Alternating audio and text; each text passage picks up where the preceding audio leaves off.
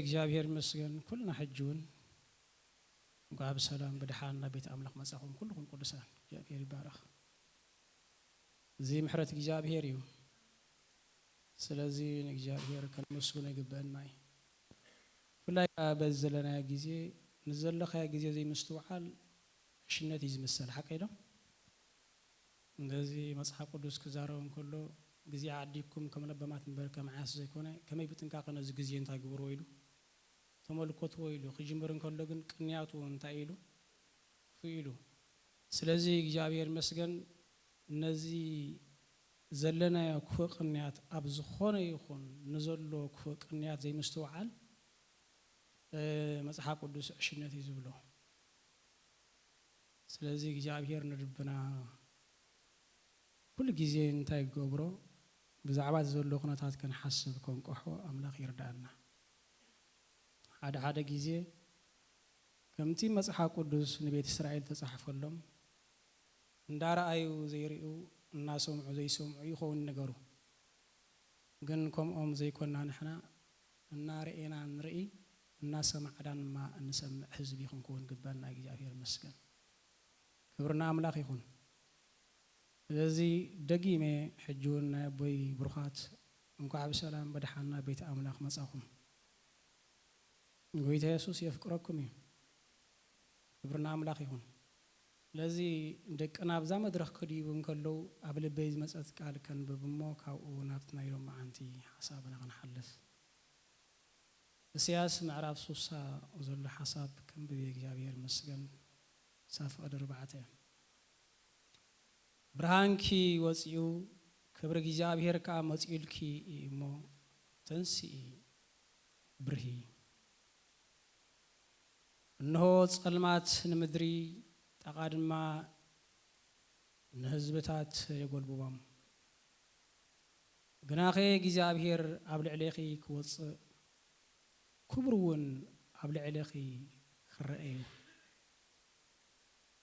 አዛብና ብርሃንኪ ነገስታት ከአ ናብ ጸዳል መብራቅኪ ክመጽዮም አይንትኺ ናብ ዙርያው ቋሓብልሞ ጠምቲ ኩሎም ታኪቦም ናባኺ ይመጹ አለው አወዳትኪ ካብ ርሑቕ አዋልድኩን ተሐቂፈን ይመጹ አለው ይሉ እግዚአብሔር ይባረክ ክብርና አምላክ ይሁን ብርሃንኪ ይወጽኢልኪ ክብር እግዚአብሔር ካ መጽኢልኪ እሞ ተንሲ ብርሂ ኢሉ መጽሐፍ ቅዱስ ስለዚህ እግዚአብሔር መስገን ንምንታይ ዝቃላ ብልበይ መጽኡ ንምንታይ ዘኪሩ ይፈልጥን ግን እግዚአብሔር ናይታ አምላክ አምላክ ብርሃንና ክወጽእ እግዚአብሔር መስገን ካብ ዘለና ዝዓበና እግዚአብሔር ክብሪ ክንሪ እግዚአብሔር ይደልየና ብርሃንኪ እንታይ ገይሩልኪ አትብል መጽኡ ክብር እግዚአብሔር ካ ወጽኢልኪ እሞ ተንሲኢ እንታይ ካግበሪ ብርሂ ስለዚህ ንምንታይ ዘይከነስተውዕሎ ንኽኢልና አነ ዘይከስተውዕሎ ይኽእል ንስኹም ዘይከስተውዕሎ ትኽእሉ ኢኹም ተንሲኢ ብርሂ ዝበሃል ዘረባ ግን ነናብ ህይወትና እንተ ቅንዕና የጽቡቕ ናብ ህይወተይ ናብ ህይወትኩምን አቋጺሬ ዝመጻኹ ጠቕሲ ይኮነን ግን እግዚአብሔር ክንትንስ ክንበርህ ከአይደለና ክብርና አምላክ ይሁን አመትንሳ ብርሃን አለው አመብርሃን ድማ ሞራስ አለው እስከበሉ አመትንሳ ብርሃን አለው አብርሃን ከአንተ ያለው ሞራስ አለው ምርአይ አለው ምጣይ አለው ፍዋስ አለው ክብርና አምላክ ይሁን መንፈሳው ጥዕና መርካብ አለው ወሰባለው ብርሃት እግዚአብሔር ብርሃኑ ዘድ መቆሰ ብርሃን ይበልኩምን ማለት አይኮንኩን ኢየሱስ ብርሃንኩም ኢየሱስ አብልቡኩም አለው ኢየሱስ ምሳኹም አለው ነገር ግን ብርሃኑ ዝደምቅ ሰባለው ብርሃኑ ዝደምቅ ጸልማት ዘይሕዞ ማለት ኃጢያት ዘይሕዞ ክፍአት ዘይሕዞ ተንኮል ዘይሕዞ ሕሜት ዘይሕዞ ክፉ ዘበለ እንታይ ዘይገብሮ ዘይሕዞ ኢየሱስ ጎይታ እዩ ስለዚህ እግዚአብሔር ይባረክ برهانكي مزيو زبل حساب جابير مسجن كل جزء جابير قبل أخهابا نازقال نعنا نزر نانيك جابير مسجن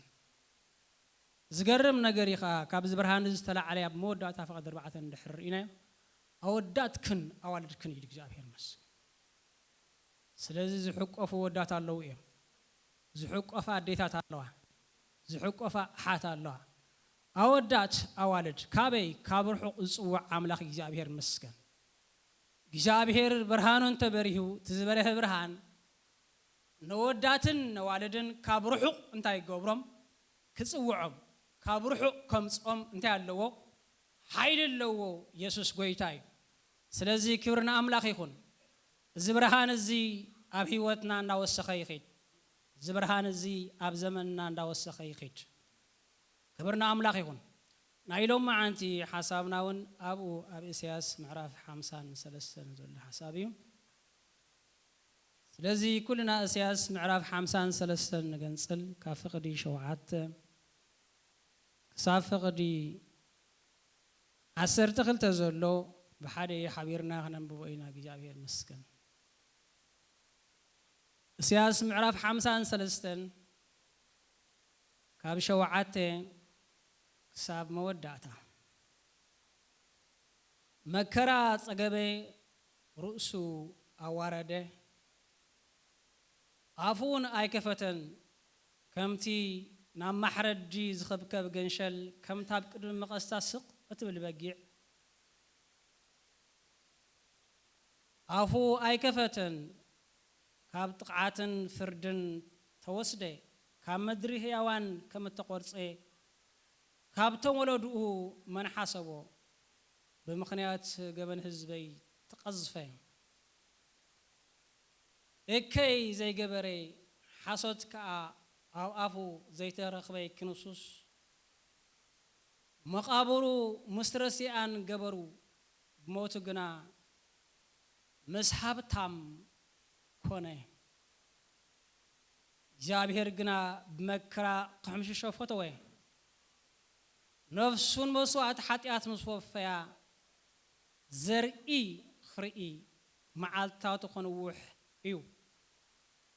هذا جزابير كا أبيدو كسلتيو أمانة وسكري كسأجبونيو بتصادق بارياي بفلتوتو نبوزحات كتصدق أبساو مدما كتصوريو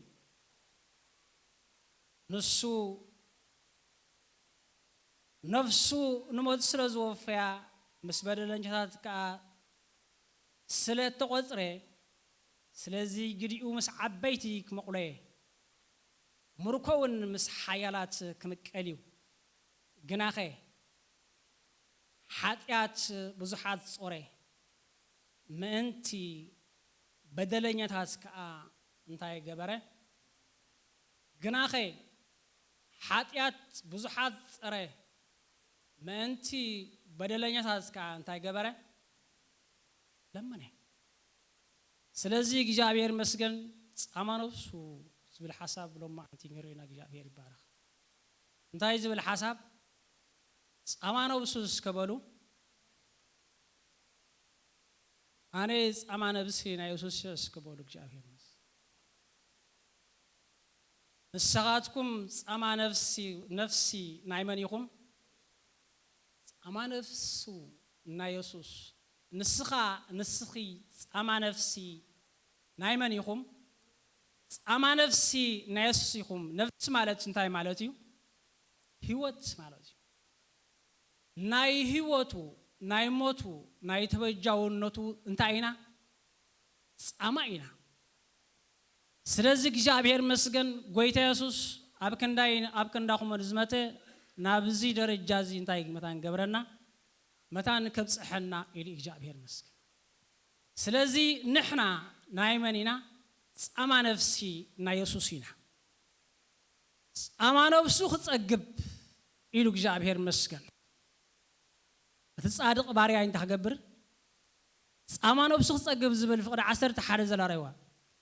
أما نفسو خرئي كتصقبوني أتبل أما نفسو انت يقبر كري انتاي كاخ قبريو كتصقبيو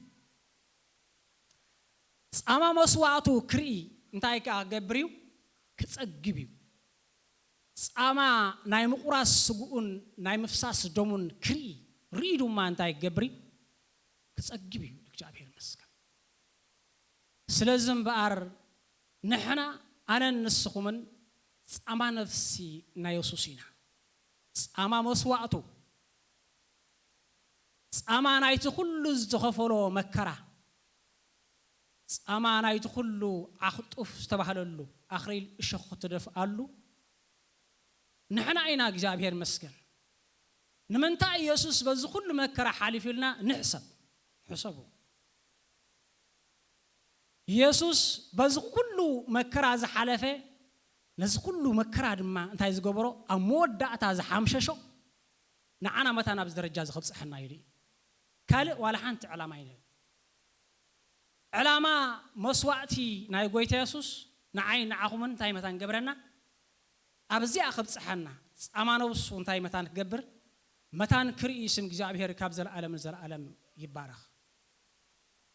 صامانوس كري كصقب نسخم صغابنا يسوس يخم يسوس نعنا خر انكلو يصقبي يسوس نعنا خر انكلو يحغسي سلامنتاي انتيلنا مسويو مخنيات نحنا انتاي متان كونكون نابز حبرت ازمنت ازمصينا هيوت متان كنركبي ولا حنتي قال اذا سو مخنيات ها يلن ناب حبرت امنت ناب فلطت ود املاح ناب اخول سب ناب لك ملات بصحنا كبصحنا يسوس نعنا تاكوين لاي سوي لنا ها من الله يسوس تسوي لي بالسب يسوس غويتاي علامه مسواعته دما እግዚአብሔር መስገን مستسوئ صامانو بسخينا خمس حج كف يلكم زلكم እግዚአብሔር ኮፍ መባልኩም የጣጣህ አቤት እግዚአብሔር ዘላለም ጣጣህኩም ንበሩ አቤት እግዚአብሔር ዘላለም ተሰማሚዕኩም ንበሩ አቤት እግዚአብሔር ዘላለም በሐጎስ ንበሩ ብሩኻት ሄይ በሐጎስ በቆጫውጫው ዘይኮነ በሐጎስ እግዚአብሔር አብ ግብር ገርላይ እንዳበልኩም አቤት አምላክ በሐጎስ ንበሩ እግዚአብሔር ነዚ ዕላማ እዚ እንወድ ኢየሱስ ክርስቶስ ሰውይዎ ስለዚህ ብልክ ጻማኖብሱ ሙኻና ክርደና ይጎበይ አናንታዬ ጻማኖብሲየ በሐጎስ ጻማኖብሲየ በፈውሲ ጻማኖብሲየ ወተፈወስኩም ሰባቲኩም ብሩኻት ካብና ህይወት ፈውስ ዘዓብ ነገር ها የለን ሰብ መንፈሱ ዘይተፈውሱ ናብሲኤል ወርዲ ስጉ እንተ ዘይተፈወሰ ግን ናምንታ ይወርድኒ ስጉ በሕሙም እንተ ኸይድ ሰብ እንታይ ገብርኒ ስጉ በሕሙም በመኻዱ ምክንያት መንግስት አምላክ ይመልከተካን ያባል መንፈሱ በሕሙሙ መንፈሱ ኸይ ተፈወሰ መንፈሱ እንታይ ከይኮነ መንፈስ አውጥዕና ከይረኸበ እንተ ኸይዱ ሰብ ይጥራይ ተኸውን ሲዮን ዝወርድ ስለዚህ እግዚአብሔር ዘደንቅ አምላክ ይብሩኻት ስለዚህ መንፈስና እንታይ ገይር ወይ ዝብል ዘለኹ ፈዊሱ ወይ አጥዒ ወይ በዚ ነገር ዝኻ እንተ ክብለና ይገቦይ ባህ ክብለና ይገቦይ ጻማናው ሱኽሪ ይኽጸግብ ክብርና አምላክ ይኹን ስለዚህ ኢየሱስ ነዓይና አኹምን እግዚአብሔር መስገን ናብዛ ደረጃ ዚኣ ከብጽሕና ናብ ጻማናይ ነብሱ ከብጽሕና እንታይ ኮይኑ ሞይቱ ስኢልና ይኮና እንተ አኪብና ዘለና እግዚአብሔር ይባረክ ክብር ንጎይታ ይስይኹን ጻማናው ሱኽሪ ይኽጸግብ ምስበለ ጻድቅ ባሪያ ይፍልጠቱን ብዙሓት እንታይ ከገብር ኢሉ ጽድቅ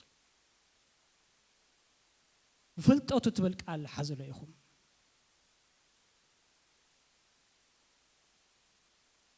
እቲ ጻድቅ ባሪያ ይፍልጠቱን ምንታይ ንብዙሓት ኣብታ ፈቐደ 11 ክልተ ሓሳባየን ዘላ ጻማናው ሱኽሪ ይኽጸግብ ፍልጠቱ ድማ ንብዙሓት እንታይ ክገብር ከጽድቅ ስለዚህ ጽድቂ ብዘይካ ፍልጠት ክርስቶስ ብኻሊእ የለን ጽድቂ ብምንታዩ بكريستوسن بفلتت كريستوسن طاي برخات زغرم ነገር ከአ زغرم ነገር ቀድሞ ቆይታ ብዙሓት ፈላጣት ነይረም ብዙሓት ነቢያት ነይረም ብዙሓት ካህናት ነይረም ብዙሓት መዛምራን ነይረም ብዙሓት ጓሳት ዝበሃል ነይሮም እዮም ኩሎም ከአንታይ ነይሮዎሚ ፍልጠት ነይሮዎሚ ፍልጠቶም ግን ንሰብ ናፍጽም መልአት እንታይ ከብጽሖ ዘይክእል ፍልጠት ነይሮ ናፍጽም መልአት እንታይ ናይ ምድሓን ደረጃ ከብጽሕ ዝኽእል ፍልጠት ግን ኣይነበሮምን እቲ ናብ መልአት ብጽሕና ናብ ፍልጠት ወደ አምላኽ ከብጽሕ ዝኽእል ካብ ሰማይ ግን ማን መጽዩ ኢየሱስ መጽዩ ስም እግዚአብሔር ይባረክ እዞም ፈላጣት እዚኣቶም ግን ብፍልጠቶም ዋላ ሓደ ሰብ ናብ ምንታይ ከብጽሖ ይክእልኒዮም ናብ ጽድቂ ከብጽሕዎ ኣይክእልኒዮም ዝገርም ነገር ከኣ ፍልጠት ናይዞም ኩሎም ፈላጣት እንታይ ከገበር ኣይክእልኒ በጃ ወይ ድማ ተበጃውነት ኮይኑ ክሓልፍ ኣይክእልኒ ንሱ ግን ፍልጠትን ተበጃ ክሓልፍ ዝኽእል ንጹህ ስጋን ሒዙ ካበይ መጽዩ ካብ ሰማይ መጽዩ እግዚአብሔር መስገን ዝገርም ነገር እዩ ፍልጠት ሒዙ መጽዩ እቲ ሰብ ዝኾነ ስግኡ ድማ እግዚአብሔር ይባረክ ጻድቕ ኮይኑ በጃይን በጃኹም እንታይ ኮይኑ ንመስዋዕቲ ዓሪጉ ከም ገንሸል እግዚአብሔር መስገን ገንሸል ኮይኑ ካብቶም ቅድሚኡ ዝነበሩ ፈለጣት ግን ገንሸል ኮይኑ ንዓይን ንዓኹምን ንዓለም ብምልእታን ንምድሓን ታገብር ዝኽእል ንመስዋዕቲ ክቀርብ ዝኽእል በዓል ፍልጠት ግን ኣይነበረን ፈላጥ ግን ካብ ሰማይ መጽዩ መስዋዕቲ ጻድቕ ብፍልጠት ብቁዕ ግን ካብ ሰማይ ካብ ላዕሊ መጽዩ እግዚአብሔር መስገን ብፍልጠቱ ድማ ንውዝሓት እንታይ ክገብር ኢልዎ ከጽድቕ ኢልዎ ቃል እግዚአብሔር ክዛረብ እንከሎ ኣብ ኤፌሶን ምዕራፍ 2 ዘሎ ሐሳብ ኩሉ ግዜ ንዘራረበሉ ሐሳብ ብዛዕባቶም ነገስታት ቅሬታ ቀዳማይ ጢሞቴዎስ ምዕራፍ 2 ማለት እየ ብዛዕባ ነገስታት ክዛረብ እንከሎ እምበኣርሲ ሃዲና በአምልኾን ብምርዛን መታ እንታይ ክንገብር ምንት ክንነብር ኣትብል ሃዲና በአምልኾ ብምርዛን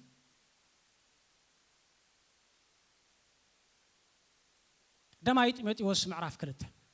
ስለዚህ እግዚአብሔር መስገን ስለ ሁሉም ነገስታት እንታይ ክንገብር ግባና ኢሉ ጸሎት ክግበር ይግባ ኢሉ ምህለላውን ክግበር ይግባ ኢሉ ኣመወዳእታ ግን እቲ ኩሉ ሰብ ክድሕን ናብ ፍልጠት ሓቂ ድማ ክመጽእ ዝፈቱ እግዚአብሔር ኢሉ ስለዚህ ኣብ መጽሓፍ ቅዱስ እንታይ ዝበሃል ኣሎ እዩ ማለት እዩ ፍልጠት ሓቂ እስከበሉ ፍልጠት ሓቂ እቲ ኩሉ ሰብ ክድሕን ናብ ፍልጠት ሓቂ ክመጽእ ዝፈቱ እግዚአብሔር ኢሉ መጽሓፍ ቅዱስ እግዚአብሔር መስገን ክብርና ኣምላኽ ይኹን ኣብ ቀዳማይ ጢሞቴዎስ ምዕራፍ 2 ዘሎ ሐሳብ ክንብበየ እምባርከ ስለ ኩሉ ሰብ ብኩሉ ኣምልኾን ምርዛንን ሃዲና ብዘይኮት ምእንቲ ክነብርሲ ስለ ነገስታትን ሓደ ስለ ኩሎም መኳንንትን ክልተ ልማኖን ጸሎትን ምህለላን ምስጋናን ክግበር እንታይ ይገብር ኣለኹ ኢሉ እምዕድ ኣለኹ መስበለ እዚ ኢሉ ድሓረእዎ እዚ ኣብ ቅድሚ እቲ ኩሉ ሰብ ክድሕን ናብ ፍልጠት ሓቁን ክመጽእ ዝፈቱ እግዚአብሔር መድሓይና ጽቡቕን ቅቡልን እዩ ማለት ኣምላኽ ሓደ በይኑ ምዃኑ ሓደ በይኑ እዩ እሞ እቲ ኣብ መንጎ ኣምላኽን ሰብን ዘሎ ማእከላይ እውን እቲ ሰብ ክርስቶስ ኢየሱስ ሓደ በይኑ እዩ ብግዚኡ ንዝኸውን ምስክር እሱ ኣብ ክንዲ ኩሉኸውን ኢሉ ነፍሱ እንታይ ገበረ በጃሃበ እዚ ነገር እዚ ከዓ ኣዋጅን ሐዋርያን ሓቅን እብላለኹ ኣይሕሱኒ በእምነትን በሐቅን መምህር አሕዛብ ነው ምዃን እንታይ ገበርኩ ሸምኩ ክብርን ጎይታ ይስይኹን ወዳእታ ዘለ ሐሳብ ግን ረእይ ወፍቅድ ሸውዓተ ዘሎ እዚ ነገር እዚ ኣዋጅን ሐዋርያን ኣብ ልዕሊ ኣቕሬታ ፍቅዲ 6 ብግዚኡ ንዝኸውን ምስክር ንሱ ኣብ ክንዲ ኩሉ ሰብ ክኸውን ኢሉ ነፍሱ እንታይ ገበረ ኣትብል በጃሃበ بجزيو نزخون مسكر أما دب جزيو نزخون مسكر كم زي حجي كوين وزلوا اسكبلو كم زي حجي كوين وزلوا سلازي كم زي حجي كوين وزلوا أما نفسي أمة تانك بحال كم زحج خوين وزلو ازيوم صاما نفسيوم ازيوم صاما نفسيوم متان كبهالسي بغزيو انتاي غبره نفسو انتاي غبره يلو بجها بيلو سم እግዚአብሔር ካብዘለ ዓለም ዘለ ዓለም ይባረክ ኢየሱስ ጎይታይ እምባር ከምዝ መሰለ ክሳዕ በጃነት ዘብጽሕ ፍልጠት ይነርዎ እዚ ድማ እቲ ኩሉ ሰብ ክድሕና ፍልጠት ሓቅ ድማ ክመጽእ ዝፈቱ እግዚአብሔር አቦ ዝመደቦ መደብ ይስከበሉ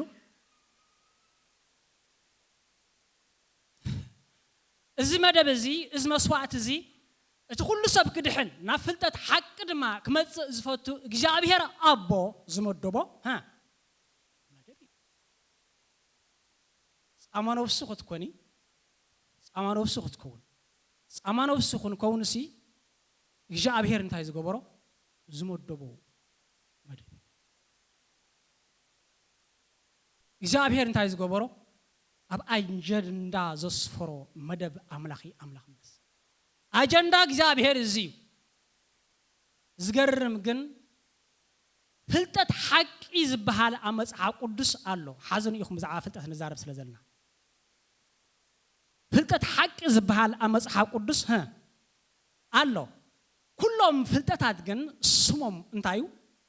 ፍልጠት እዩ ኣብ ፍልጠት ፍሉይነት ናይ መጸውዒ የለን ኣብ ፍልጠት ፍሉይነት ናይ መጸውዒ የለን ኩሉ ዓይነት ፍልጠት እንታይ ተባሂሉ ይስመ ፍልጠት ተባሂሉ ይስመ ዝገርም ነገር ግን ካብዚኦም ፍልጠት ሓቂ ዝበሃል ኣሎ እዚ ፍልጠት ሓቂ እዚ እቲ ካብ ሰማይ ዝመጽእ ኢየሱስ ክርስቶስ እዩ እዚ ፍልጠት ሓቂ እዚ ካበይ ዝመጽእ እቲ ካብ ሰማይ ዝመጽእ ኢየሱስ ክርስቶስ እዩ በዚ ፍልጠት ሓቂ እዚ ጥራይ ሰብ ከ አንታ ክገብር ዝኽእል ክድሕን ዝኽእል ናይ ዘላለም ህይወት ክረክብ ዝኽእል በዚ ፍልጠት ሓቂ እዚ ኣቢሉ ይኻ ሰብ ጻማ ነፍሲ ኢየሱስ ክኾን ዝኽእል ጻማ ነፍሲ ኢየሱስ ክበሉ ከመይልካ ጻማ ነፍሲ ኮንካ ከመይልኪ ጻማ ነፍሲ ኮንኪ ከመይለ ጻማ ነፍሲ ኮይነ ግን ክርዳና ይግባይ ብፍልጠት ሓቂ ሰብ ፍልጠት ሓቂ ከይረኸበ ናብ ምድሓን ክመጽእ ይኽእል ድዩ ስለዚ እምበኣር ንሰብ ናብ ጻማ ናይ ኢየሱስ ከምጽኦ ዝኽእል እንታይ እዩ ፍልጠት ሓቂ እዩ ስለዚ ኣብ ዘመንና ሙሉእ ከነስተውዕሎ ዝግበአና ነገር እንተሎ ብዛዕባ ፍልጠት ሓቂ ዝበሃል እዩ እዚ ፍልጠት ሓቂ እዚ ንሰባት እንታይ እዮም ብርሃኖም እዩ እዚ ፍልጠት ሓቂ እዚ ንሰባት እንታይ እዮም ህይወቶም እዩ ስለዚ እግዚአብሔር መስገን አዚና بفلتة حقي انت خنجبر جباناي هيوتنا كتلوت جباي أمارة بسوخري يختصقبوني فلتة خان وزحت يخبر فصدق سلازك جاء بير مسجن كابتن بوزحات نحن عينا كابتن بوزحات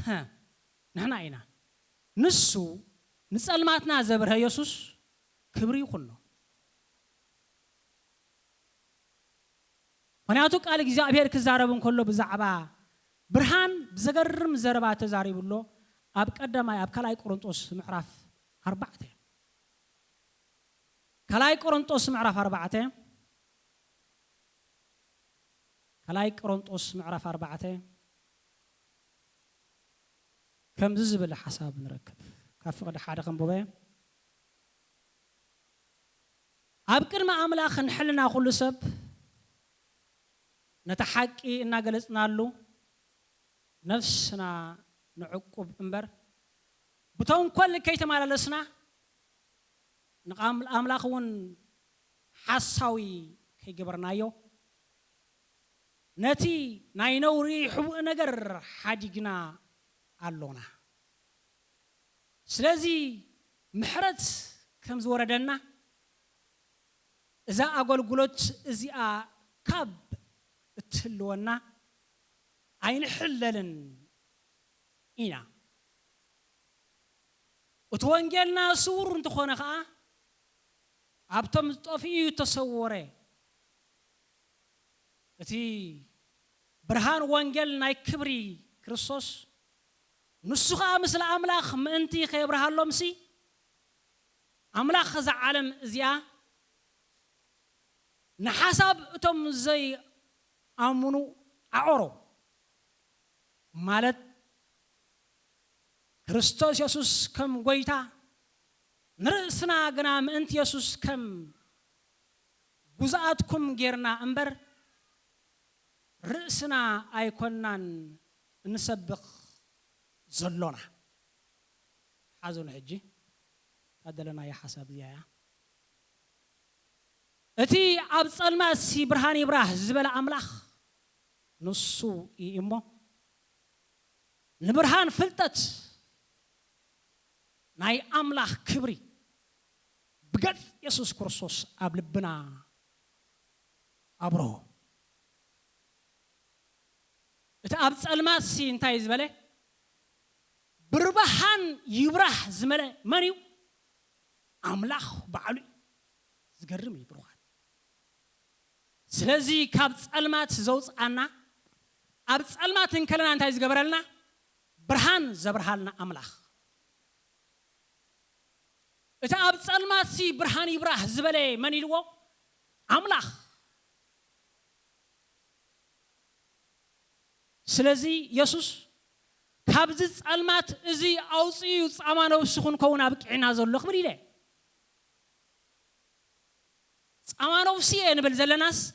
ابص المات انكلخو ابص المات انكلخم برهانو انتي سلز جبرلنا سلز برهالنا بتبرهان اتبيلنا دما نابص امانو سو انتي سلز جبرنا سلز مصانا اينا صامانو سو خري خصغب يسوس دما ناتنا ممصا نعو صغاوي اينا زلنا يسوس ناتنا ممصا انتايو نعوص قابي كنمص دما املاخ مسغن نعوص قاب كون اتا ابص الماسي برهان يبراه زبلي املاخ هيلو مصحف قدس እግዚአብሔር ይባረክ ክብርን ቆይታ ይስይኹን ስለዛ املاخ مسغن እቲ ካብጽ الماسي برهان يبراه زبلي املاخ ይሞ ንብርሃን ፍልጠት ትብል حساب ረይዋይኹም اسمر لا دا ፍልጠት ትብል حساب نبرهان فلتتنا أملاخ كبري بجد يسوع كريستوس أبلبنا أنتي جبري أتبل أبوه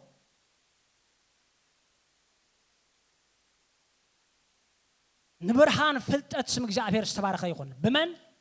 بجد كريستوس يسوع أمن تاين أنت بالكاس أبلبنا أبتسأل ميتوز نبره لبي ها ناي جابير برهاني آتي وبروخات سلازي تفوسي أمنتاينا يزلو أبلبنا يزلو تبرهان أمنتاينا يزلو أبلبنا يزلو كبرن قوي تيسيقون سلازي بزع عينت أما أزيو أمانو بسخون كون تغيرنا عدليه بنا نسخاتكم أمانو بسياسوس نمخان عدل ذرقوبكم هزبيكم أمانو بسخوري يخصقب فلتوتو أنا وزحات انتاي كجبر كتصدق زبل قال سلازي وزحات كصدقوا زخولو بفلتات غويتانان ها مدحانينا يسوع كريستوس تايوم كبرن غويتا يسيخون زغرم ነገር ግን እዚ ፍልጠት እዚ አብዝ ጥራይ ተደርሪኹ ተጣይ ይበላል ቃል እግዚአብሔር ከዛረበን ኮሎ በዛዕባ ፍልጠት ከምዚሉ ፍልጠት ዘይበቀልና ሆኖስ እግዚአብሔር ነገር ግን ፍልጠት ይነፍህ ፍቅር ግን አንተ አይገብሪልዎ ስለዚህ ጎይታ ኢየሱስ ዝነፍህ ዘይኮነስ ዝሃንጽ ፍልጠት ሒዚ ካብ ሰማይ ወጽ ፍልጠት እንታ አይገብር ይነፍህ ፍቅር ግን ይሃንጽ ስለዚህ ፍልጠት ናይ ጎይታናን መድኃኒናን ኢየሱስ ክርስቶስ አምንታ ይተሰወረ እንተልና አፍቅር ተሰወረ ስለዚህ ፍልጠቱ ድማ ንሰብ እንታ አይገብሮዩ ይሃንጾዩ ፍልጠት ይሃንጽ ዝበለ እቲ ከም ፍቃድ አምላኽ ዝኾነ ፍልጠት ንሱ ንሰብ እንታ አይገብሮዩ ንሰብ ይሃንጾዩ ንሰብ ይጥዕዩ ንሰብ ይፍውሰዩ ንሰብ እንታ አይገብሮዩ يصانعي زغرم ነገር ይብርኳት ስለዚህ እግዚአብሔር ይባረክ ከምዝ ዝኣመሰለ ፍልጠት ሒዚ ኢየሱስ ካብ ሰማይ መጽኡ ብምንታይ ተሸፈነ ፍልጠት ብፍቅሪ ኣገባሃው ፍቅሪ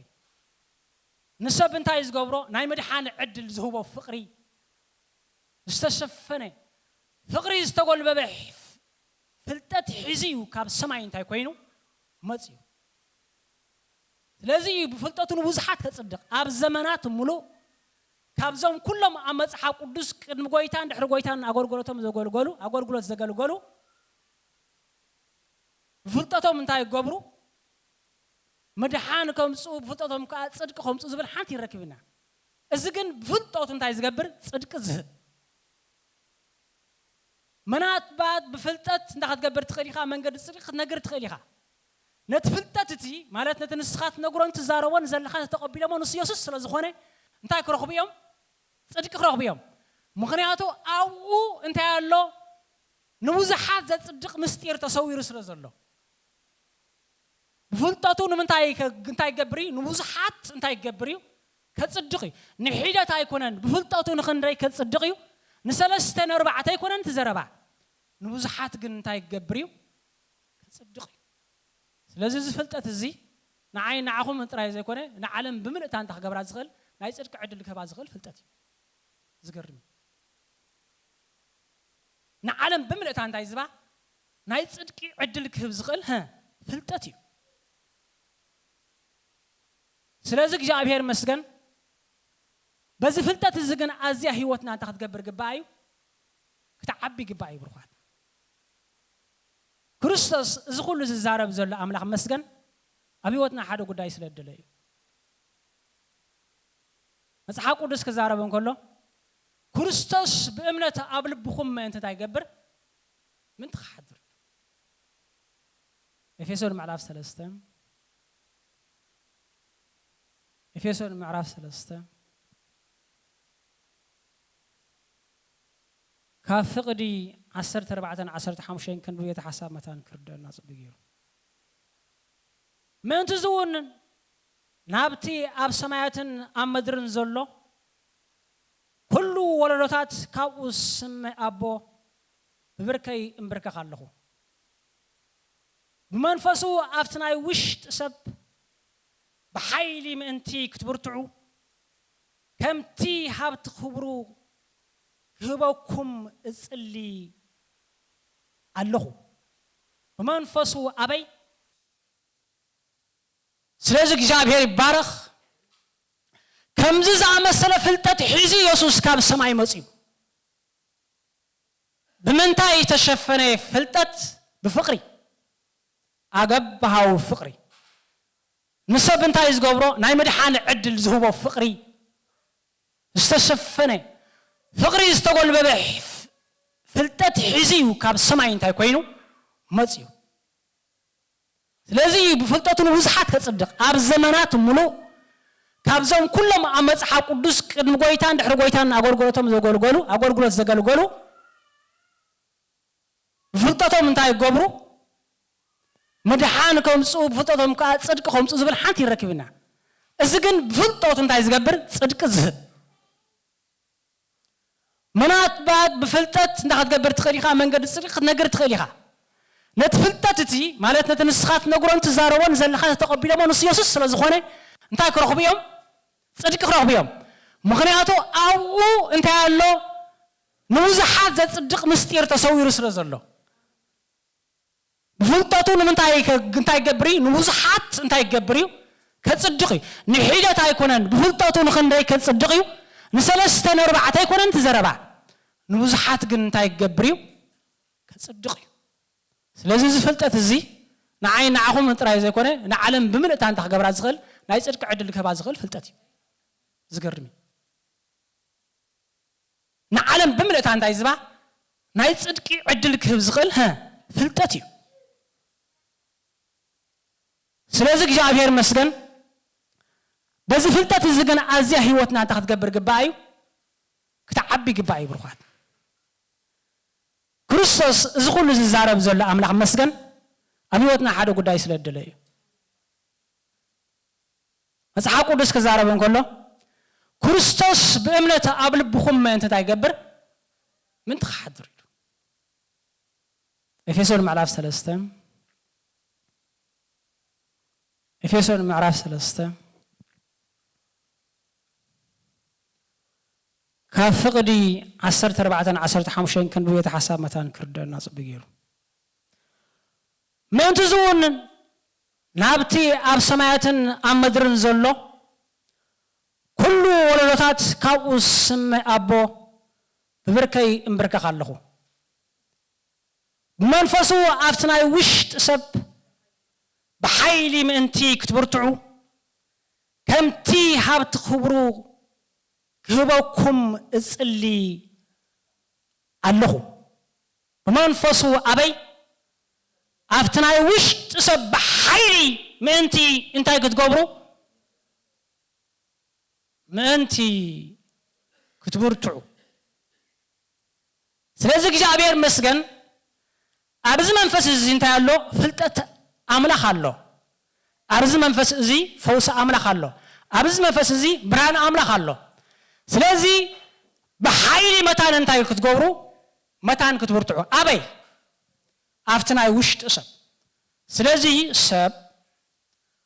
ወይ ብብርቱዕ ድኻም ዝደክም ኣብትናይ ውሽጥ ሰብ እዩ ወይ ከዓ ብርቱዕ ሓይል ዝዕጠቕ ኣመንታዩ ኣብትናይ ውሽጥ ሰብ እዩ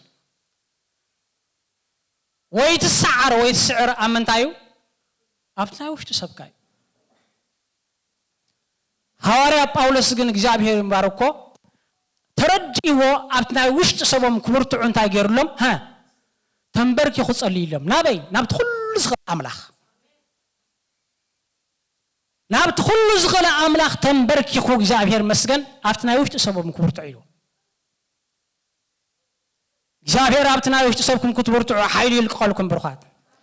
እግዚአብሔር ኣብትናይ ውሽጥ ሰብኩም ክብርትዕ እትናይ ውሽጥ ሰብኩም ክሕይን እትናይ ውሽጥ ሰብኩም በሐጎስ ኣምላኽ ክመልእ እትናይ ውሽጥ ሰብኩም በመጽናዕ ኣምላኽ ክመልእ እግዚአብሔር ሓይሉ ያዕጠኩም ብርኻት ብርከይ እምብርከኽ ኣለኹ እንታይ ደሊኻ ትምብርከኽ ኣለኻ እንተ ይልካስ ኤፌሶን ብምልኦም እንታይ መታን ገብሩ ኣብትናይ ውሽጥ ሰቦም በሓይል መንፈስ ቅዱስ መታን ክብርትዑ በሓይል መንፈስ ቅዱስ መታን ክጻንዑ በኃይል መንፈስ ቅዱስ ምብርታዕ ይኹነልኩም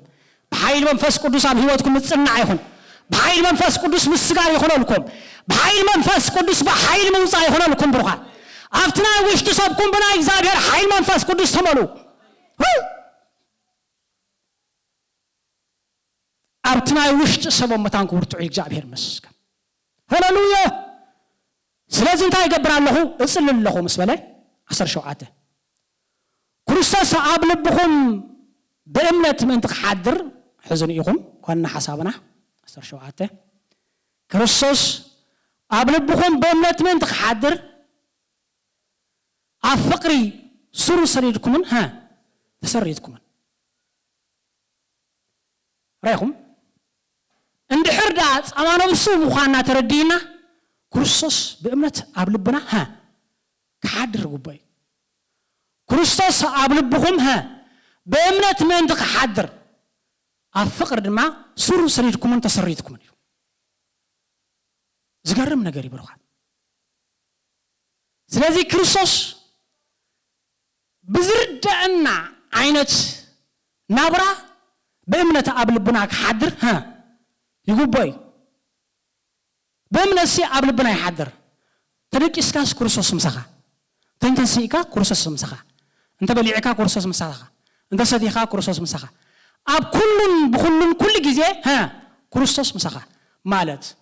ክርስቶስ በእምነት ኣብ ልብኩም ምእንቲ ክሓድር ስለዚህ ክርስቶስ ብዘይካ ኣብ ልብ ሰብ ካልእ ማሕደር ይብሉን ኣነ ማሕደር ክርስቶስ የስከበሉ ክርስቶስ ዝሓድረሉ ስፍራ ክርስቶስ ዝመላለሰሉ ስፍራ ኣበይ እንተ ኢልና ኣብ ልቢ ክርስቶስ በእምነት ኣብ ልብኩም መታን ክሓድር ዋው ክርስቶስ በእምነት ኣብ ልብና ክሓድር እንተ ኮይኑ ግን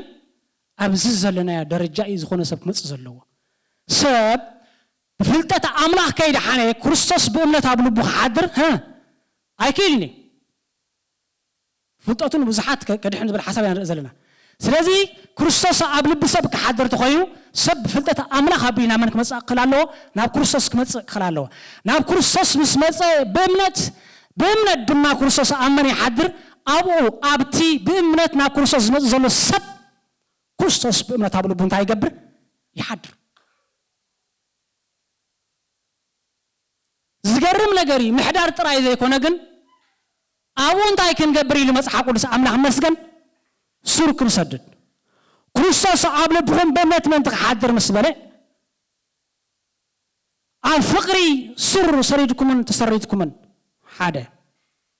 ምስ ኩሎም ቅዱሳን ምንዋሑን ምግፋሑን ዕምቆቱን ቁመቱን እንታይ ምዃኑ ምስትውዓል ክትክእሉ እሞ ነታ ፍልጠት ሓለፍ እትብላ ፍቕሪ ክርስቶስ ክትፈልጥዋ ክሳዕ ኩሉ ምልኣት ኣምላኽ መን ክትበጽሑ ክብርን ጎይታ ይስኹን ክሳዕ ኩሉ ምልኣት ኣምላኽ መንቲ ክትመልኡ ሪኢኹም ክሳዕ ኩሉ እንታይ ምልኣት ኣምላኽ ለዚ እግዚአብሔር መስገን ክሳዕ ኩሉ ክሳዕቲ ኣቦና ዘዳለወልና ምልኣት ኣምላኽ ክንበጽሕ ፍቓድ ኣምላኽ ናብዚ ምልኣት እዚ ክትበጽሑ ግን እግዚአብሔር ሓይሊ ይሃብኩም እግዚአብሔር ባረኽ ዝገርም ግን እታ ንፍልጠት ሓለፍ እትብላ ፍቅር ክርስቶስ እዚኣ ታድለኽዋ ፖይንት ነጥቢ እዚኣ ዝገርም እዞም ኩሎም ፈላጣት ነቲ ዘለዎም ፍልጠት ሓለፍ ዝብል ፍቅሪ ኣምላኽ እዩ ዘይነበሮም ንሱ ግን እታ ንፍልጠት ሓለፍ እትብላ ፍቅሪ ኣቦ ሒዙ እንታይ ገይሩ ንኩሉ ሰብ ናብ መድሓኒ ክመጽእ ደገ የኸፊትሉ ዘሎ ክብር ንጎይታ ይስኹን ስለዚ ኣምላኽ መስገን እታ ንፍልጠት ሓለፍ እትብላ ፍቅሪ ክርስቶስ ስለዚ እምባር ብሩኻት ፍልጠት ይነፍሕ ፍቅሪ ግና ይሃንጽ ዝብል ሓሳብ ኣብዚ ኢና መፍትሕ ክንረኽበሉ ፍልጠት በታን ምንታይ በታን ፍቅሪ ንፍቅሪ እንታይ ትብላ ሓለፍ እትብላ እንተ ዘይ ኮይኑ እንታይ ይገብር ይነፍሕ ማለት እዩ ፍልጠትና ግን ብምንታይ በታን ፍቅሪ ሓለፍ ትብላ ፍቅሪ ኣምላኽ ኢሉ ንፍልጠት ሓለፍ ትብላ እንታይ ፍቅሪ ኣምላኽ ስለዚ ንፍልጠት ሓለፍ ትብላ ፍልጠት ኣምላኽ ትበሃል ኣላ ፍቅሪ ኣምላኽ ስለዚ እዛ ንፍልጠት ሓለፍ ትብላ ፍቅሪ ኣምላኽ ኢኻ ንዓና እንታይ ገራትና ዘላ ሓራውፅያትና ዘላ ኢየሱስ ካብ ሰማይ ክመጽእ እንከሎ ፍልጠት ጥራይ ዘይኮነ እንታይ ዝገብር ንፍልጠት ሕልፍ ዝብል እንታይ ፍቅሪ ሒዙ ይመጽ እዩ ስለዚ ኣምላኽ በታ ሓደ ወዱ ዝኣመነ ኩሉ ዝብል መጽሓፍ ቅዱስ ረይኹም ኣለኹም ታ ፍቅሪ ትብል ኣብያ ዘላ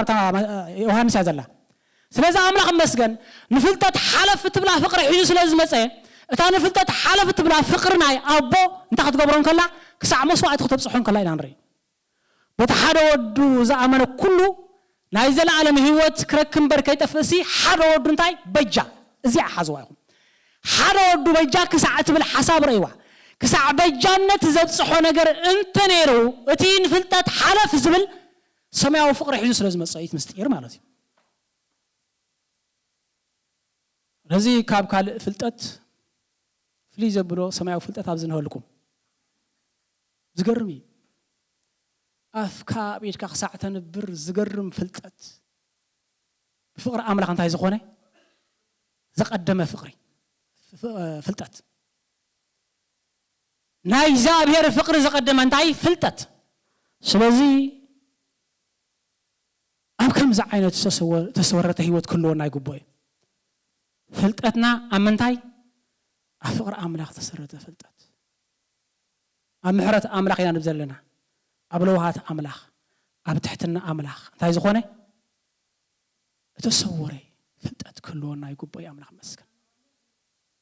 ሎሚ ፈላጣት ኣይወሓዱን ብሩኻት ክንዲ ፈላጣት ዝበዛሕናሉ ግን ዕግርግር በዚሑ ማለት እዩ እንታይ እቲ ምክንያት ኢልኩም ሕሰቡ እዚ ፍልጠት እዚ ካብ ኣምላኽ ኣይኮነን ፈቲኹም ጸሊእኩም ፈላጣት ኣብ ክንዲ ዝበዝሑ እንድሕር ዕግርግር በዚሑ እዚ ፍልጠት እዚ ካብ ኣምላኽ ኢልካ ፈጺምካ ዘይተዓርፈሉ ፍልጠት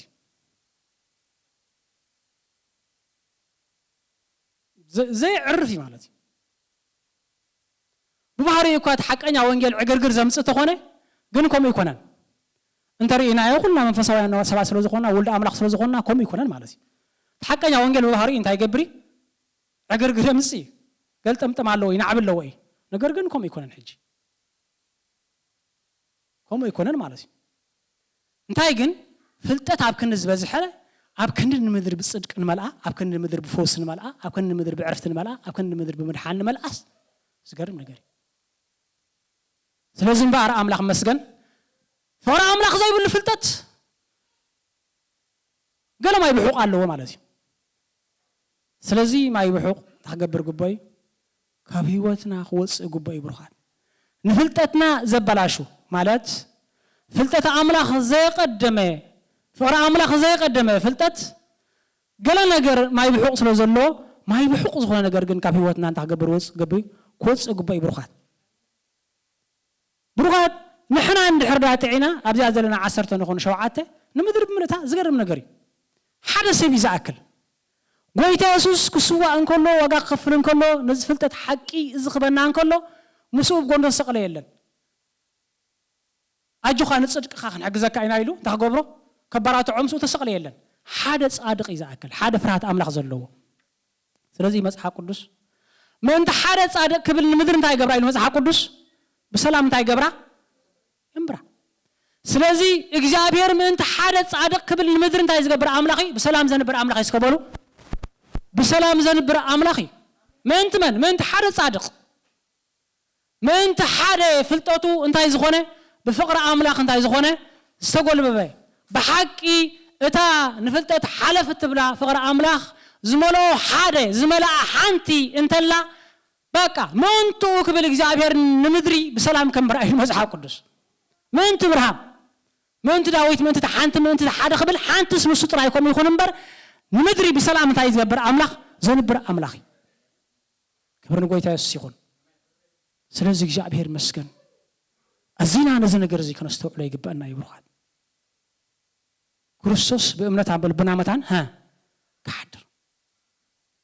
ክብር ንጎይታ ኢየሱስ ይኹን أفقر سر كنسدد كنسرت عمقوته قومته نوحاته صفحاته اللي مصحاب قدس كندزي زاكل عمقوتن صفحاتن قومتن زلوه سرتن زلوه ህይወት كلنا አይደልኝ እግዚአብሔር መስከን ጻማናው ሱ ክሪ ይخصግቡኒ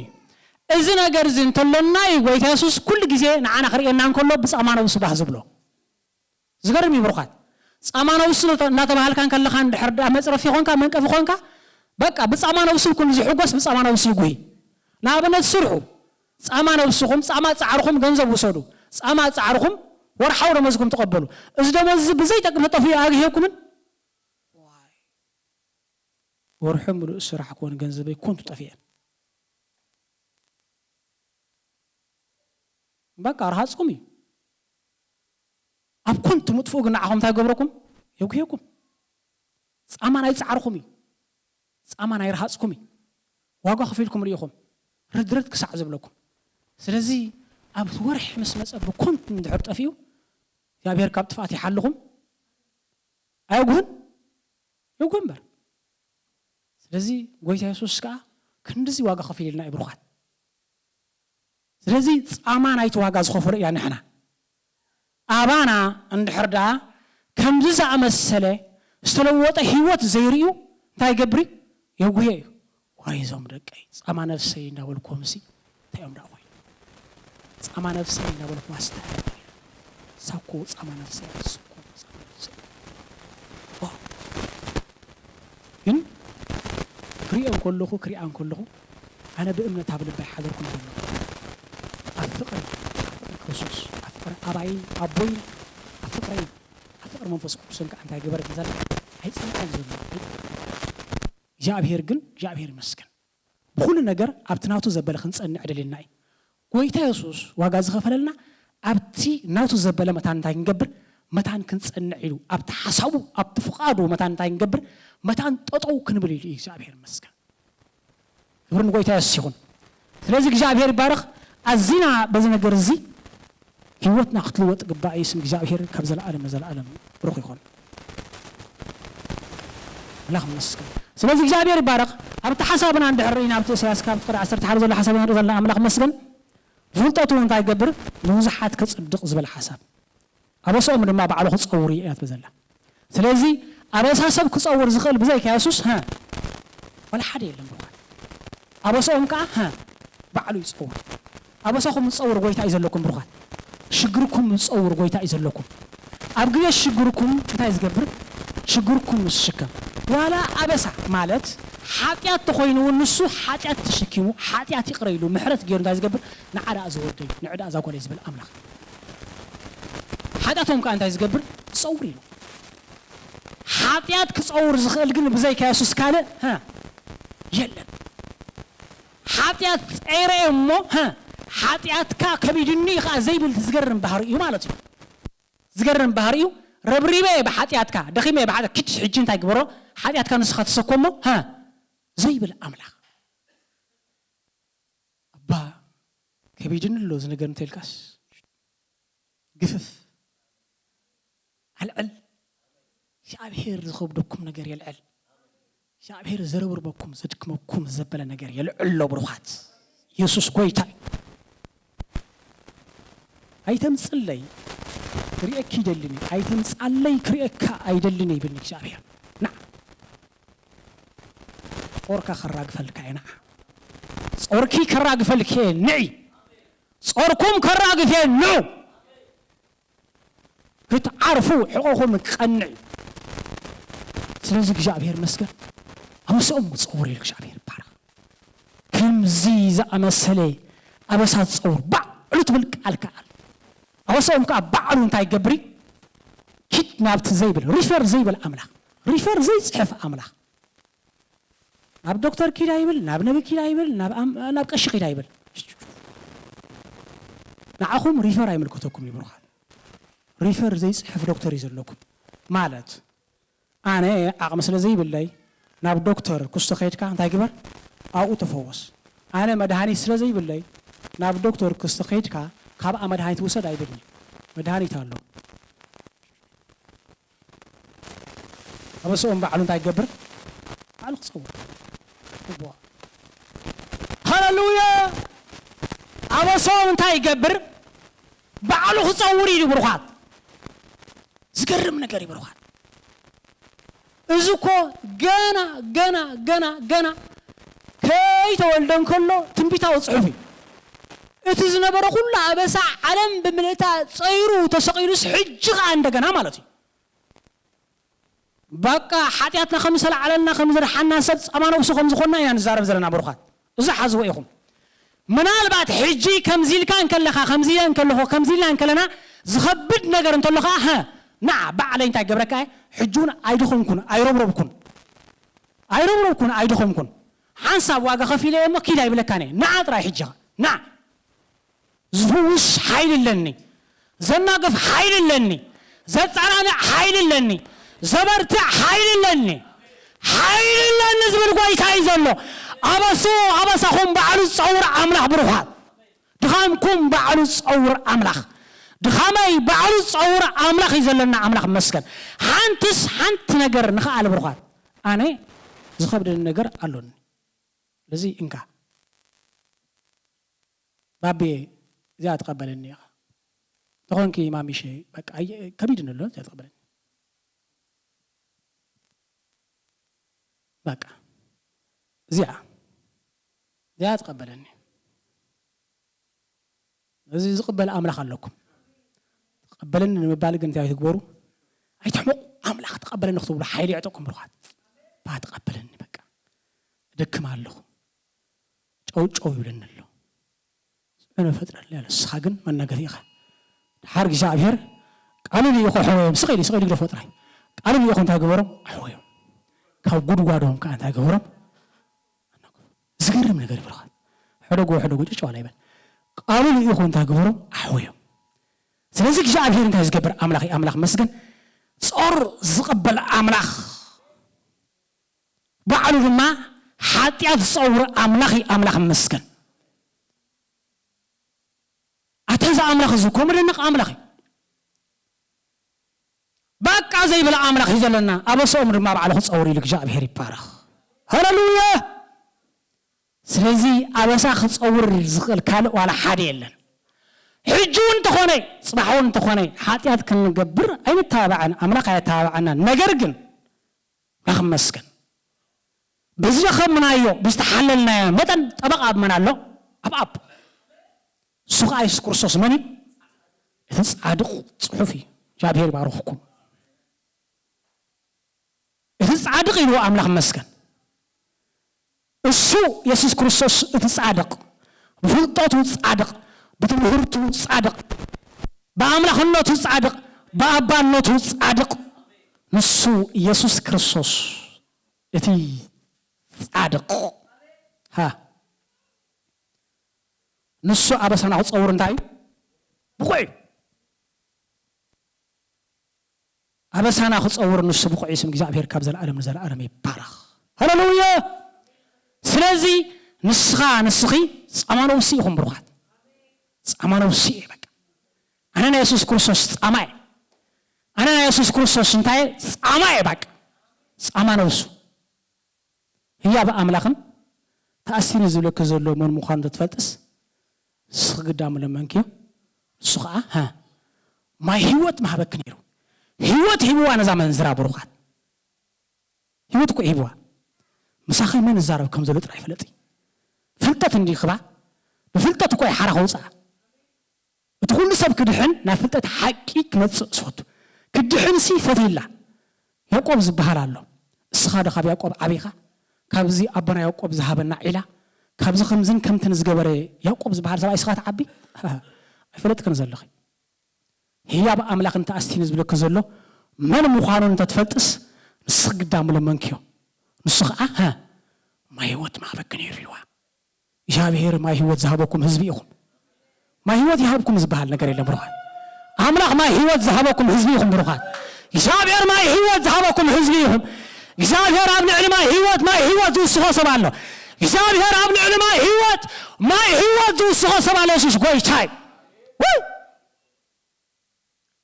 ህያ በኣምላኽ እንተ ኣስቲን ዝብለክ ዘሎ መን ምዃኑ እንተትፈልጥስ ንስግዳም ለመንክዮ ንሱ ከዓ ማይ ህይወት ማህበክ ነይሩ ኢሉ እግዚአብሔር ይባረኽ اعرفوا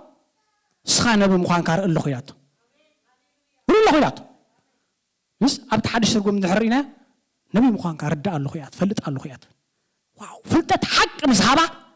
ترديوا اي حجينا بمخان كار ترديناته الله خياته مالت حجينا بمخان كار استوعل الله مستوعل اتينيلا برجز سخانه بي خيلاته برجز سخانه اسرائيل مدحاني خيلاته برقت نسخة أتابوتاتنا تصبوا خازلوا مدحانيها برقت نسخة أتبوزحات نبات بزعبها سربي نبيها برقت نسخة خيلات واو هيوتا دحينا تريفا أمانو بسخوينا تريفا ما نتي بخلاء زهربا تاكوينا تريفا أمانو بسخوينا تريفا أمانو بسخوينا تردينا نمهرزلنا بروخات أما كم زلنايو أمانو بسخوينا تريفا جاهر رديوا نعيلا تعادي زغبر كل نجارنا سبعي نوعي فلتت حق اللي حالفوا فلتت حق أنت هتقبل لهم كنت حلف لهم زجرم نجاري فلتت حق إذا حالفوا سب سوق عيبلي أطلع دربيا المسح قدس مالت الشخمة دربيا قال حجي ما يجيني قال حجي عطرة مسكام أدلني ما هو ترخيبه عطرة دربيا المسح قدس جابير نجاركم دربيكم كنت قوي حيلي عطوكم برخات زحازكم زبل زخبركم زبل عطرة دربوكم እግዚአብሔር ይባረክ هاي عطرة حريقا المسح قدس يسوس ጎይታይ ዝገርም ነገር ንዕራዩ ናቶ ንዕራዩ أميراخني جماعة تخوين عمل حال مصيخم علىهم أنت بزربعة أنت بدمسة زربعة يكون على جماعة نقدر نقول اسمه ده حانو وحانو إحنا وأنت خيرنا لنا فيتنا لنا بحكي زكرر من نقري برخا ግን አይ ዘረባኸኝ ለማ ተዛረብት ምዃኖም እዮም እግዚአብሔር ግን ዝገርም አምላክ ይብርኻት ዝገርም ሰማርያ ጻማ ነፍስ ኢየሱስ ኮይና ሰማርያ እኮ ኢየሱስ መጽ ሰማርያ ጻማ ነፍስ ኮይና እግዚአብሔር በስከን ብዙሓት ሳምራውያን ጻማ ነፍስ ኢየሱስ ኮይኖም ተሪፎም እንታይ እቲ ምክንያት እንተይልና ፍልጠት ሓቂ ዝሓዝ ኢየሱስ ካብ ሰማይ መጽኡ ዋዛ ከተማ ፍልጠት ሓቂ ዝሓዝ ኢየሱስ ካብ ላዕሊ መጽኡ ዋዛ ከተማ ፍልጠት ሓቂ ዝመጽ ኢየሱስ ካብ ላዕሊ መጽኡ ዋዛ ከባቢ ጻማ ነፍስ ኮይኖም ብዙሓት ሳምራውያን ተሪፎም ብሩኻት ኢየሱስ ከም ዝገሪ ጻማ ነፍስ ኮይንካ ተሪፍካ ክትርፍ ዝገብረካ ብሩኻት ከምዚ ሕጂ ስኻትኩም ተሪፍኩም ዘለኹም ከምኡ ከዓ ሳምራውያን ጻማ ነፍስ ኢየሱስ ኮይኖም ተሪፎም ክብር ንጎይታ ይስኹን ስለዚህ እግዚአብሔር ከምዛ መሰለናይታ አምላኽ መስከ ጻማ ነፍስ ክርኢ ክጸግቡኒ ብፍልጦት ከዓ ንብዙሓት ታይገብሪ ከጽድቅ አበሳውም ድማ ታይገብሪ ክጻው ባዕሉ ታይገብሪ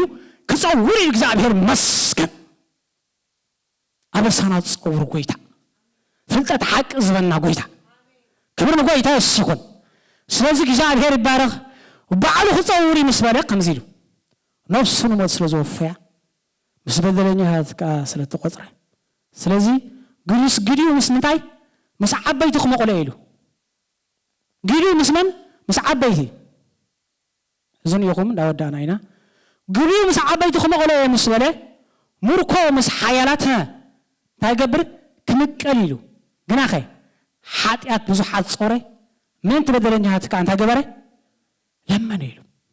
ስለዚህ ጎይታ ኢየሱስ አምላኽ መስገን ምስ ሓያላት ገጢሙ ሙርኮ እንታይ ገይሩ ማሪኹ እዩ ምስ ኩሎም ሕልቅነትን ስልጣናትን ናይ ጸልማት ሓይልታትን ገጢሙ እንታይ ገይሩ ሙርኮ እንታይ ገይሩ ማሪኹ እዩ ሙርኮ ክማርኽን ከለኻ ዝገርም ነገር እዩ ንዓለም ብብልእታ እንታይ ገይሩዋ ማሪኹ ጽዋ እግዚአብሔር መስገን ምክንያቱ እንተ ዘይስዕር ነይሩ ንሱ ኣብ መቃብር እንተ ዝተርፍ ነይሩ ዓለም ብምልእታ እንታይ ምኽረት ነይራ ኣብ ትሕቲ ምርኮ ምነበረት ነይራ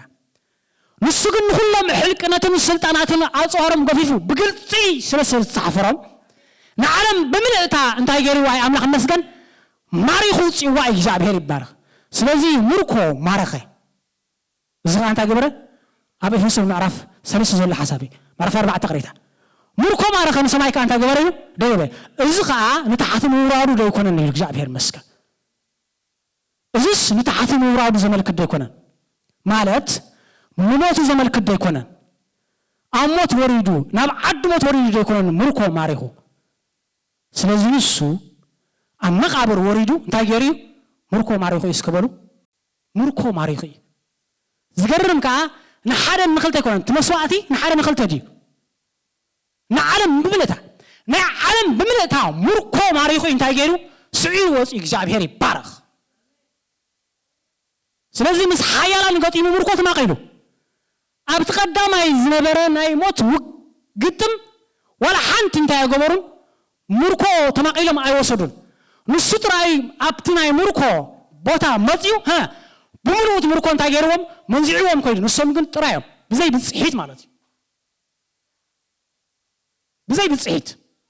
ኣብታ ናይ ሞት ግዜ ኩሎም ሕልቅነትን ስልጣናትን እንታይ እዮም ተሪፎም ብዘይ ብፅሒት ብዘይ ኢጃም እዮም ተሪፎም ኩሉ ኢጃም እንታይ ገይርዎ ንሱ ወሲድዎ እግዚአብሔር ይባረኽ ስለዚ ሙርኮ እንታይ ገበረ ማረኸ ኢሉ መጽሓፍ ቅዱስ ስለዚ ሙሉእ ሙርኮ ማሪኺ ናብዚ ዓወት ዝብፅሒና ሙሉእ ሙርኮ ማሪኺ እንታይ ገይርና ኣምላኽ መስገን ናብዚ ናይ ጻማ ነፍሱ ዝብል ሓሳብ እቲና ዘሎ እግዚአብሔር ይባረኽ ሙርኮ ማረኸ ምስ ሓያላን ተቃሊሱ ምስ ሓያላን ገጢሙስ እንታይ ገይሩ ሙርኮ ማሪኹ ስም እግዚአብሔር ካብ ዘለዓለም ንዘለዓለም ይባረኽ ዝገርም ነገር መወዳእታ ዘሎ ሓሳብ ርእይዎ ምንትቶም ዓመፅትኻ እንታይ ገበረ ለመነ ኣትብል ምንትቶም በደለኛሃትካ እንታይ ገበረ ለመነ ስለዚ ምንቲ እቶም ዘሰጉዎ ምንቲ እቶም እንታይ ዝገብርዎ ዝሰቕልዎ ዝነበሩ በደለኛታት ምንቶም ከይተረፈኻ እንታይ ገበረ ኢሉ ለመነ ኢሉ እግዚአብሔር መስገን እዚ እታ ንፍልጠት ሓለፍ ትብላ ፍቅሪ ርእይዋ ሕጂ እዚኣ ዝገርም ነገር እዩ እንዳቆጥቆጡ ካስትልምነሎም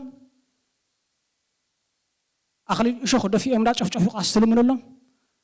فنا بقول لك قاستلم من اللهم زجر مزرعة يبرخات سلزم أنت تم عمل سيوم كان تاكل يلو لما زجرمي كمي بقع ما مالدي إزي كمي بقع فكر إزي إزي بقع فكر بقع ما مالدي برخات زجرمي برخات كسعود داتا علاش كي بلقيت حلله ها ما أنت تم عمل تخيل كجاب هير مسك ما أنت تم بدلني هات كان تاجي بري لما نه أبا زورو أفطر يومه بدلهم حلو كله جاب هير بدل زحدك أملاخي نصو بعلو ها تاجي بري حتى أتوم كتصوري تعالوا بدل تصور أملا حدا قال لهم يلوه جاب هير باروخكم صقي يفزحلكم لو مفزق أخلنا إيه كابزلنا تنسينا نعمل خمس جينا خنودينا جاب هير بارك هللويا